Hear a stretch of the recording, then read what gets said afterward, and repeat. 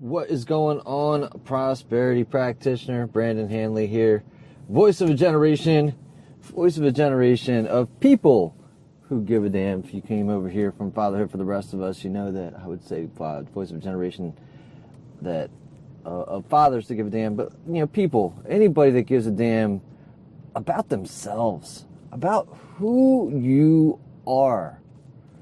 I think that you got to give a damn about who you are before you're giving a damn about anybody else out there, right? You got to give a damn about who you are, understand who you are, and be who you are before you can set about taking care of anybody else, inviting other people into your life, and asking other people to be there with you, because before then, you're not everybody, but I know that as far as I'm concerned, you're incomplete, right? And if you're inviting and you're sending other vibrations out there, you're sending out the I'm incomplete vibe out there. And if you're looking at law of attraction, if you're looking at law of magnetism, if you're looking at the law of vibration, then the message you're sending out is like, I'm incomplete and I'm looking for somebody incomplete to be with me. And that's what you'll get. That's what you'll get. All right, so today, it's along those lines today. And I've got this quote from Yoskhaz that a buddy of mine, Len Wright, who I just interviewed most recently, had posted in Facebook, and it says this: "You are at the same time the hero and villain of your own story. The former because you can only save yourself. The latter because no one can cause more harm to you than yourself. What makes you great is to live in this narrative consciously." And this is the power. This is the power of the mind. This is the power of who you are. This goes all over the place. This goes, we're gonna bounce around a little bit today. I think we bounce around every day and all the time. But that's it, right? It's the thread. It's the thread. It's the sutra, if you will. When you get stitches, it's the sutra, right? You're sutured.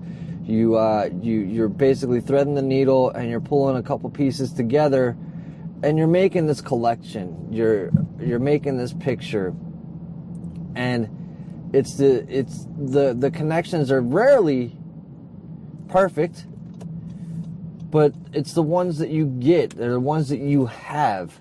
And when you make these connections, when you put it all together, you can see this picture. So the idea is, of course, again, here we go. The idea is that you are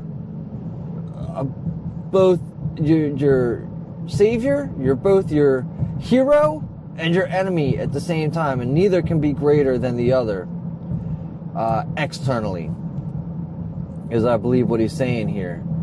And that's the power that you have when you say to yourself, who am I, and what have I got, and what have I got to offer, and who can I offer it to, and all these other things. But the first part is that you've got to be your hero. You've got to live this narrative consciously. You've got to, and it can be a challenge. It can be a challenge to live this consciously. As a matter of fact, look, I'm challenged with it myself. I have coaches, I have mentors, I have people that I have to have conversations with. And here's the kind of the fun thing, is that if you're comfortable and you're confident enough with finding out, some of your strengths are, some of your weaknesses are, and you say, hey, reach out to the people that know you. Reach out to the people that know you, and you just tell them. You tell them the truth, and the truth is, you are too close to the source. You are too close to the source because you can't see it from a distance. You can't see the back of your own head. You can't see the back of your own head. Now, I had this conversation with a friend of mine last night. I said, I need your help. I need your help with translating this stuff because I'm too close to the source. If it was somebody else, I can do it easily. If somebody comes to me and they say, hey, here's my issue, I say, all right, well, that's easy. Super simple. I can see the entire picture from a distance because I have that view. I've seen you in action. I see where you are. I see what you can do. You've given me the details, and now I can translate for you what you're asking me to into the picture that you want to be seen in. It's super simple for somebody on the outside. You can do it for yourself, and you do it for yourself. But if you have somebody else in your life and you're just struggling a little bit to say, all right, well, how does this work? This is what I'd like to see. This is what I know I can do. I know I can do it, but how do I translate it? You might not know the language, right? If it's a totally different space than what you're used to being in. You might not know the language. You just say, listen, again, this is my set of strengths. How does this translate into what I want to do? So, or you can do it yourself and Google it all up and start looking for it and say, hey, how does this translate? How do I translate this? Until you do that, right? And until you take hold of your life and your conscious, story like that, and until you take hold of the power that you have to seek help. You're not supposed to do this alone. You're not alone until you seek help. And by that I don't mean mentally. If you need it mentally, then yeah, get it mentally. Because there's a story that you've been telling yourself. And while maybe you're telling yourself a great one, it can always use a little coloring, right? You can always use a little bit of color. I'm entertained by the fact of how far the humanity has come along. I think that if you read Homer and the Iliad, right, the Odyssey, they talk about the color of the ocean, and I believe they called it red or whatever, and maybe not, because I've never read it, but the deal is they didn't know that they didn't call it blue when he wrote that book. They had another name for the color, and the senses, they had not been fully defined and refined at the point of that writing. And so as humanity progresses, so does like the conscious aptitude, so does the conscious recognition, so does we give and we refine and give it better and greater information to utilize, so that we can truly harness who it is that we are. And are you harnessing the best of who you are? Are you growing into the best of who you are? Are you taking the chances, the opportunities that present themselves, to say to yourself, do you know what you want? Because if you don't know what it is that you want, you can't possibly be aware of the opportunities when they present themselves. And it's funny because this is exactly the law of attraction, right? So forgive me as I take a sip of my coffee and we talk about this. This is exactly how the law of attraction works. You say, this is what I want in my life. Law of attraction. Okay? You send out this image, this crystal clear image, one at a time, of what it is that you want in your life. You sit there and you refine it. You draw it out. You write it out. You speak it out. You speak your truth. You know that this is who you are, where you should be, and what it is that you want to do in your life. And you say that's what you want, right? So you determine what it is that you want. And you do that without fear. And why do you do that without fear? You do it without fear because if you take fear and apply it to your crystal clear picture, it's all jacked up. Fear is like spilling your drink on watercolor. Okay, it's like fear is like spilling. It's like fear is like back in the day when they used actual tape, melting the tape, jacking up the picture. Fear is like opening up the door in a Lightroom while you're processing film. Fear jacks up the picture, guys. So you take fear out of it. You do it all without fear, and you say, universe, Tom, Steve, Larry, Joe, Melissa, Renee, this is what I want in my life. And be confident with that. And then, this is the tricky part, guys. Give it no thought. Give it no thought. I mean, what I mean by that, what I mean by give it no thought is like, look, you can certainly write it out. You can draw it out.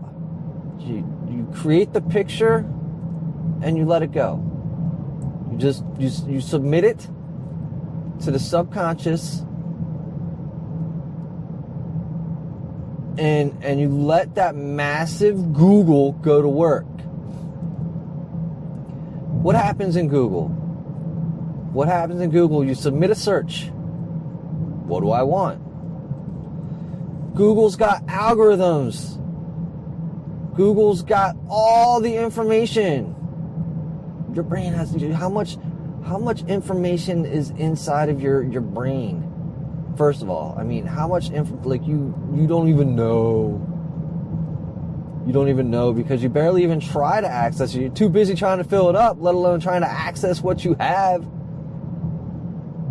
Too busy trying to fill it up, let alone trying to access what it is that you have. So when you submit your pristine, your beautiful picture to the subconscious, it goes to work. It goes to work with confidence. It goes to work with certainty. Everything is available to you. There is nothing that is not available to you. People are like, money, the resources, every resource is available to you. Free yourself from the shackles of that BS. There's so many stories of people who are in places that they should not even be. But myself, for example, you ask me one day, we'll talk about it, we'll go through the story. How statistically, how do I have the life that I've got? It's an interesting ride, it's an interesting journey. There's no way. But I'm here, and you know what? The more you recognize that you're there because you put yourself there, because of the choices you made, because of the belief in yourself, regardless of where you are there because you put yourself there. And when you take that 100% ownership, you realize that you are both the hero and the villain of your own story. And there's none greater, zero greater than the one that you are to yourself. Who do you talk to more than anybody else out there? You. You talk to yourself more than anybody else in the world. So, are you being kind to yourself? Are you saying the kind of stuff to yourself that says, yeah, you can do it? Or are you saying the kind of stuff that says, you best get back on the couch? Are you telling yourself you should make those first steps? Are you telling yourself to get dressed up, shave, clean up yourself, brush your goddamn teeth, and go out there and do something with the day? Or you pulling the blinds shut and you saying, not today. Success isn't happening to me today. Are you telling yourself that, your wife, your boyfriend, your girlfriend, your mom, your dad would be super proud of you if they heard about what it was that you accomplished today, about how you took the first steps to your dreams today? Or are you telling yourselves, man, they're going to laugh at me, they're going to make fun of me, they're never going to believe that I could do this, they've always told me that I wouldn't amount to anything today? If the latter is that part, you got to get somebody in your life that's going to help, that believes in you the way that I already do. It doesn't have to be me. If you got people out there that are going to laugh at you for going after your dreams, they need to go. They need to go. Stop talking to those people. Stop talking to those people. And definitely don't talk to yourself in that way. Now, the second part of it, though, is if you're accepting what they're saying to you as truth, you're doing damage to yourself. And the word is right there. You accept it. Whatever they say, you don't have to accept what they say to you. You don't have to accept that they're telling you that you can't do it, that they'll never see it your way. It's crap. Just because that's how they've lived their life. Just because they've been afraid to stick their head up. Just because they've been afraid to be seen. There's a great fear in having an amazing success. There's a great fear in a lot of people that they're afraid to be successful. They're afraid to be seen. You don't need to be that person. You don't need to be that person. You've got a bright light. We all have a bright light. Every one of us has a bright light. You just make the decision whether or not you want to be seen. And again, back to the beginning, you are your greatest enemy. There's nobody except for you clamping that shade down on your light. Does it make sense for you to do that? Why would you do that? How are you going to light your own path up if it's covered up? If you've covered up your own light? It ain't going to be me that does it. It's not going to be some Jackenheimer, some schmo outside of you that does it. You are your hero. You are the person that saves yourself. You are the person that makes the decisions to get you to where you are today. Again, you may be too close to the source. You may be too close to see this in yourself. I'm going to pull over because I want to read this. I want to read this quote again. I want to say thanks. I'm going to tag Len on this one as well. There's so many people out there that are willing to help. This is like, this is kind of like my gift, as it were. Almost it's to myself just as much as to you. Talking through this. If this is what gets you moving today, let me know. If this is what gets you, share it with somebody else. If it gets them to move, maybe you know somebody that you've been trying to say, man, you have got to shine your light. You have got to get out there. You've got to share your message. You've got to let that person know.